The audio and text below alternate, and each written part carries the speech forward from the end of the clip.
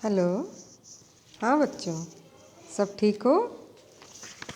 आज हम लेंगे इलास्टिसिटी ऑफ डिमांड। पहले अपन ने एक देखा था लॉ ऑफ डिमांड, ठीक है, या मांग का नियम। तो मांग का नियम तो क्या बच्चों की क्या बताता है? कीमत और मांग के विपरीत संबंध को बताता है। ठीक है, क्या बताता है?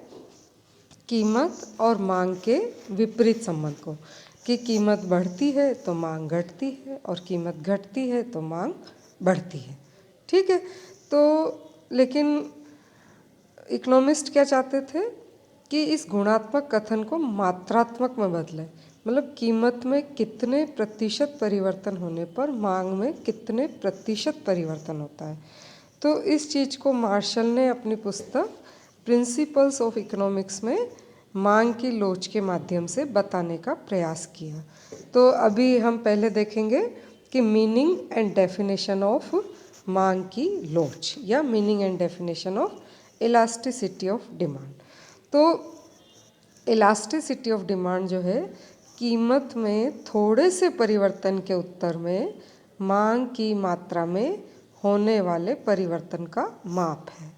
तो मार्शल के अनुसार मांग की लोच का बाजार में कम या अधिक होना इस बात पर निर्भर करता है कि वस्तु की कीमत में एक निश्चित मात्रा में परिवर्तन होने पर उसकी मांग में सापेक्ष रूप से अधिक या कम अनुपात में परिवर्तन होता है। ठीक है, तो मांग की लोच कम है या ज़्यादा किससे पता चलता है? कि कीमत में एक निश्चित परिवर्तन हुआ तो मांग की मात्रा में परिवर्तन कम है या ज़्यादा है। ठीक है, तो मांग की मात्रा में ज़्यादा परिवर्तन है तो हम कहेंगे कि मांग लोचदार है, और कम परिवर्तन है तो हम कहेंगे कि कम लोचदार है। इसी तरह से एक सैमुअल्सन ने भी डेफिनेशन दी है। सैमुअल्सन के अनुसार कीमत में परिवर्तन के फलस्वरूप मांग की मात्रा में परिवर्तन के अंश अर्थात मांग में प्रतिक्रियात्मकता के अंश को बताता है। मतलब मांग की लोच क्या है? कि कीमत में परिवर्तन पे मांग कितनी परिवर्तन हो रही है, कैसे रिएक्ट करी। प्रतिक्रियात्मकता का मतलब कितना रिएक्शन है उसका, कम है या ज़्यादा है। ज़्यादा रिएक्शन है तो मांग लोचदार है, कम है तो मांग बेलोचदार है। ठीक है, अब इसका जो फॉर्मूला है वो क्या है?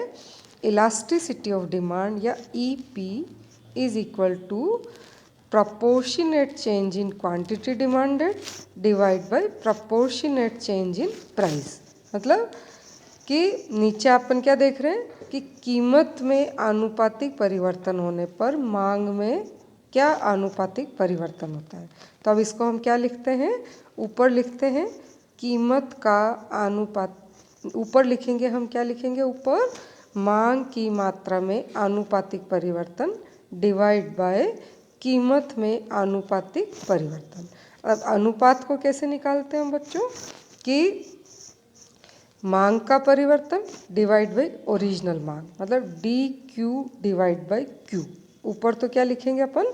DQ डिवाइड बाई Q, और नीचे क्या लिखेंगे कि जो है कीमत का परिवर्तन डिवाइड बाय ओरिजिनल कीमत, या DP बाय P। ठीक है, या अब इसको हम क्या लिख सकते हैं कि ये लिखा हमने DQ by Q divide by DP by P, या इसको हम ऐसे भी लिख सकते हैं कि DQ by DP multiplied by P divide by Q। ठीक है, DQ बाई DP मात्रा का परिवर्तन डिवाइड बाई कीमत का परिवर्तन multiplied by original price divide by original quantity. ठीक है, डी। तो अब मांग की लोच हम कैसे निकाल सकते हैं बच्चों? DQ by DP multiplied by P upon Q। ठीक है,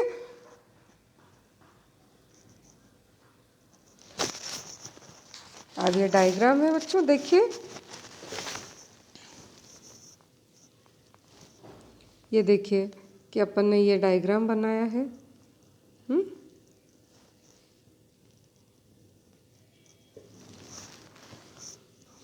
एक्स एक्सिस पे क्या लिख रहे हैं बच्चों? मांग की मात्रा, और वाई एक्सिस पे लिखा प्राइस। ठीक है, ये जो है अपना मांग वक्र है। ठीक है, अब मान लीजिए पहले प्राइस कितनी थी, ये प्राइस थी, यहाँ पे थे हम, ओ सी प्राइस थी। ठीक है, और इस पर डिमांड कितनी थी, ये ओ ए डिमांड थी। और मान लीजिए प्राइस घट के ओ एफ हो गई तो डिमांड बढ़ के ये हो गई ए बी हो गई। पहले ओ ए डिमांड थी, अब ये ए बी हो, 0B हो गई, तो ए बी मात्रा बढ़ी तो कीमत कितनी घटी, सी से एफ पे आई और मांग ए से बी बढ़ी। तो आपका ये डी पी क्या है, चेंज इन प्राइस है, और डी क्यू क्या है, चेंज इन क्वांटिटी है। ठीक है, तो D P by D Q multiplied by P upon Q. ठीक है, क्या फॉर्मूला है, D P by D Q multiplied by P by Q, ये रहेगा आपका फॉर्मूला। ठीक है, अब इसके बाद हम देखेंगे मांग की कीमत लोच की श्रेणी। ठीक है, क्या देख रहे हैं अब हम, मांग की कीमत लोच की श्रेणी, मतलब कीमत में परिवर्तन होने पर मांग की मात्रा में होने वाली जो प्रतिक्रियात्मकता है उसके आधार पर हम मांग की लोच को 5 श्रेणियों में विभाजित कर सकते हैं। तो फर्स्ट है टोटली इलास्टिक डिमांड। फर्स्ट क्या है, टोटली इलास्टिक मतलब पूर्णतया लोचदार मांग। तो जब वस्तु के मूल्य में परिवर्तन नहीं हो या बहुत ही थोड़ा सा परिवर्तन हो, फिर भी मांग में बहुत परिवर्तन हो जाए तो हम वस्तु की मांग को क्या कहते हैं, पूर्णतया लोचदार। ठीक है, अब इसका अपन डायग्राम बना रहे हैं। पूर्णतया लोचदार का मतलब कीमत में परिवर्तन नहीं है या बहुत थोड़ा सा है, लेकिन मांग में बहुत ज़्यादा परिवर्तन है, तो उसको हम क्या कहते हैं, पूर्णतया लोचदार। यह आप डायग्राम बना रहे हैं अपन इसका।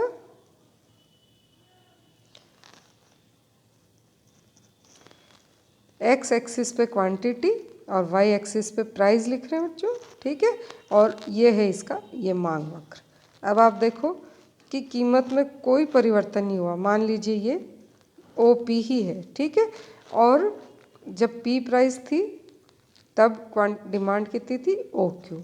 अब प्राइस वही है, ठीक है, और लेकिन क्वांटिटी कितनी बढ़ गई, ओ से एल पे आ गए, हम के पे आ गए। तो इसको हम क्या कहते हैं, elasticity is equal to infinity. ठीक है, या यहाँ पे क्या है, E P is equal to delta P by P is 0 होता है। इसमें यहाँ पे क्या होता है बच्चों, डेल्टा पी बाई पी क्या होता है, 0 होता है। तो अपना क्या था formula, delta Q by Q divide by delta P by P. तो वो 0 है, तो 0 का भाग दोगे तो क्या होगा, अनंत आएगा ना। ठीक है, तो हालांकि ऐसी कोई वस्तु नहीं होती है जिसमें पूर्णतया इलास्टिक डिमांड हो, लेकिन ये मांग की लोच की एक ऊपरी सीमा निर्धारित करता है। ठीक है, तो पूर्णतया लोचदार को हम क्या करते हैं, इलास्टिसिटी इज इन्फिनिटी। ठीक है, अनंत। ठीक है, तो जहाँ डेल्टा पी बाई पी हम क्या ले रहे हैं, 0 है। ओके, तो 0 का भाग देंगे तो ये क्या आ जाएगा, elasticity is equal to infinity. ठीक है, यहाँ पे डेल्टा पी बाई पी 0 होता है। ठीक है, अब ले रहे हैं हम नंबर 2 पे हाईली इलास्टिक डिमांड। हाईली या अत्यधिक लोचदार मांग। तो जब किसी वस्तु की मांग में आनुपातिक परिवर्तन कीमत के आनुपातिक परिवर्तन से ज़्यादा होता है तो हम इसको क्या कहते हैं, अत्यधिक लोचदार मांग। मतलब कीमत के परिवर्तन की तुलना में मांग का आनुपातिक परिवर्तन क्या है, ज़्यादा है, तो उसको हम क्या कहते हैं, अत्यधिक लोचदार मांग। अब इसका डायग्राम देखिए।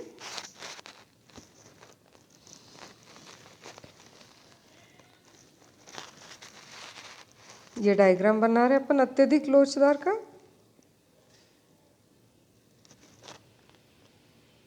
एक्स एक्सिस पे वही क्वांटिटी आएगी और वाई एक्सिस पे प्राइस ही आएगी। ठीक है, अब ये आपका जो मांग का वक्र है ये थोड़ा सा फ्लैटर साइड में होगा। ये किस तरह का होगा बच्चों, ये इस तरह का थोड़ा सा फ्लैट है।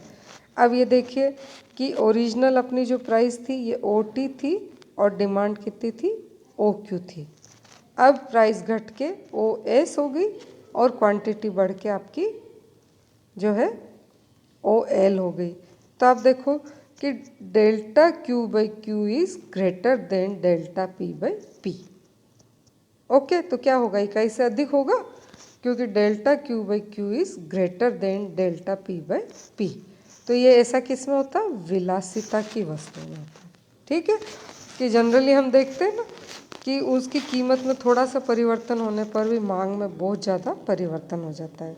तो ये कौन सी वस्तु में होता है बच्चों, ऐसा लग्जरी गुड्स में या विलासिता की वस्तुओं में।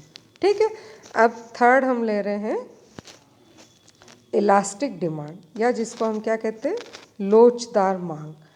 तो जब किसी वस्तु की मांग का परिवर्तन करीब उतना ही है, ठीक उसी अनुपात में है जिस अनुपात में उसकी कीमत में परिवर्तन होता है, तो ऐसी वस्तु को हम क्या कहते हैं, मांग को लोचदार मांग कहते हैं।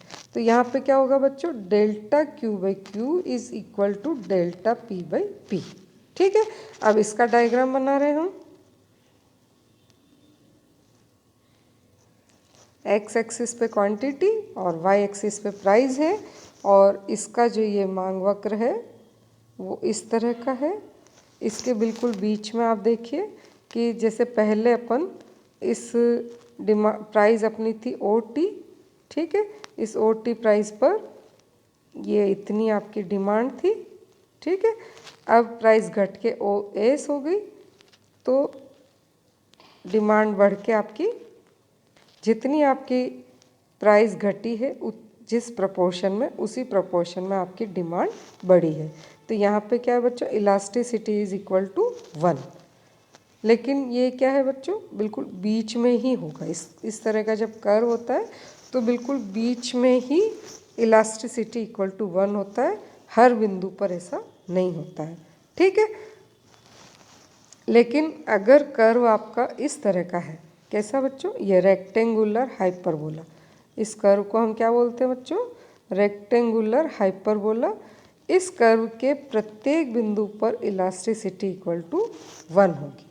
ठीक है, तो क्योंकि इसमें P मल्टीप्लाइड बाई Q जो है वो पूरे अंदर अंदर सब जगह पे एक जैसा रहेगा।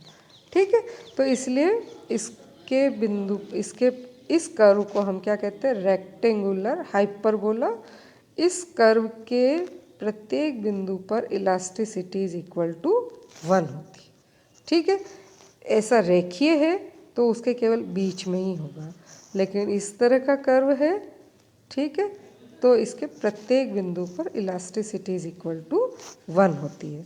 ठीक है, अब हम ले रहे हैं नंबर 4, इन इलास्टिक डिमांड। मतलब जब किसी वस्तु की कीमत परिवर्तन की तुलना में मांग का परिवर्तन कम होता है, मतलब मांग के में कम अनुपात में परिवर्तन होता है, तो उसको हम क्या कहते हैं, इन इलास्टिक डिमांड। ठीक है, तो इसका कर्व अपन बना रहे हैं हम, ये देखिए इन इलास्टिक डिमांड, ये है इन इलास्टिक डिमांड। यहाँ क्या है बच्चों, delta Q by Q is less than delta P by P. ठीक है, तो और जो अभी इक्वल टू 1 वाला जो अपन ने देखा था ना, लोचदार, वो कौन सी वस्तु में होता है बच्चों, आरामदायक वस्तु में होता है। ठीक है, इलास्टिसिटी इज ग्रेटर देन 1 होती है विलासिता की वस्तुओं में, इक्वल टू 1 होती है आरामदायक वस्तुओं में, और जो इन इलास्टिक डिमांड है वो होती है अनिवार्य वस्तुओं में। ठीक है, अब इसका ये डायग्राम है।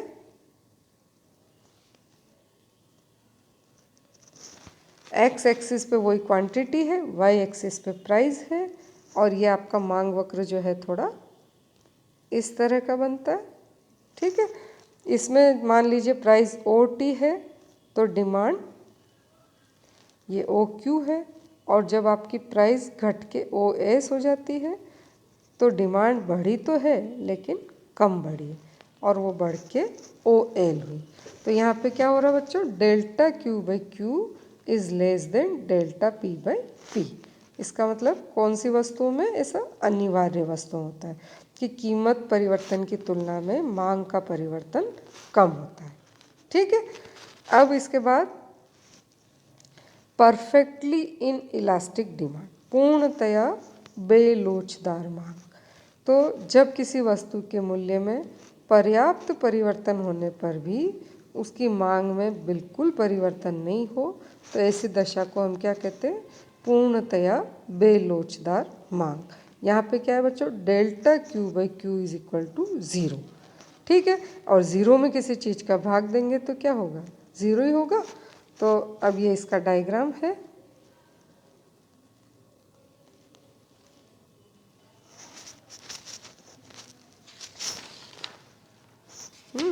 ये इसका डायग्राम है। जैसे मान लीजिए कि ये इसका मांग वक्र है। ठीक है, जब पहले प्राइस OL थी तो डिमांड ये थी, है ना, और जब प्राइस घट के OQ हो गई तो भी आपकी डिमांड उतनी ही है। ठीक है, तो यहाँ पे इलास्टिसिटी इज इक्वल टू क्या है बच्चों? ज़ीरो है। यहाँ delta Q by Q is equal to क्या है? ज़ीरो है। ठीक है, तो इस तरह का भी जनरली नहीं पाया जाता है, लेकिन जो ये पूर्णतया लोचदार और पूर्णतया बेलोच है, ये दोनों ही क्या बच्चों? कि मांग की लोच की ऊपरी और निचली सीमा को निर्धारित करते हैं। ठीक है, अब अपन इन पांचों को, जो श्रेणियां मैंने बताई है, इन पांचों को अपन एक ही डायग्राम में भी बता सकते हैं। ठीक है, तो ये वाला देखिए आप, ये अपन ने जो है डायग्राम बनाया है, ये देखो। हाँ, ये इसका ये डायग्राम। अब आपने ये वाली लाइन बनाई है एक्स एक्सिस के समानांतर, तो ये क्या हो गया बच्चों?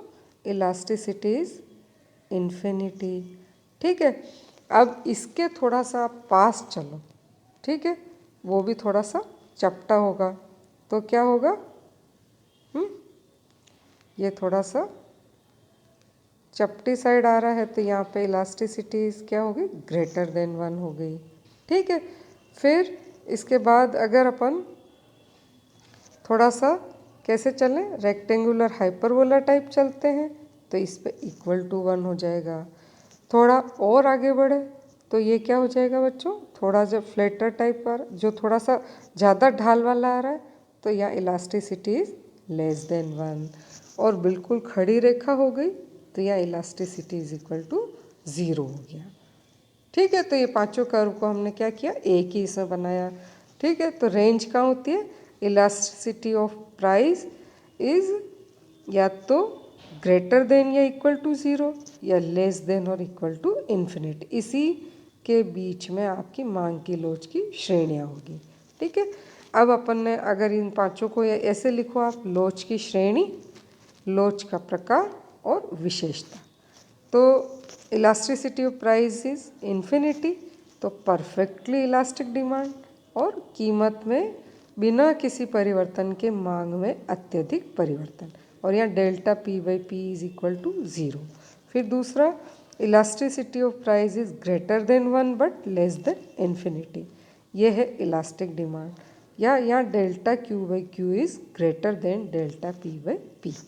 फिर तीसरा, EP is equal to zero या यूनिटरी इलास्टिक डिमांड, इकाई लोचदार, यहाँ delta Q by Q is equal to delta P by P। फिर elasticity of price is greater than zero but less than 1, यह है इन इलास्टिक डिमांड, या delta Q by Q is less than delta P by P। फिर पांचवा, elasticity of price is zero या perfectly inelastic demand, या delta Q by Q is equal to zero. ठीक है बच्चों, तो आज हमने क्या देखा? मांग की लोच किसको कहते हैं, उसकी डेफिनेशंस देखी, उसकी किसे कहते हैं ये देखा, मीनिंग देखा, डेफिनेशन देखी, और इसकी मांग की लोच की श्रेणियाँ देखी। ठीक है, अब कल या नेक्स्ट क्लास में हम क्या देखेंगे? इसका मेजरमेंट, कि मांग की लोच को मापते कौन सी विधियों से है।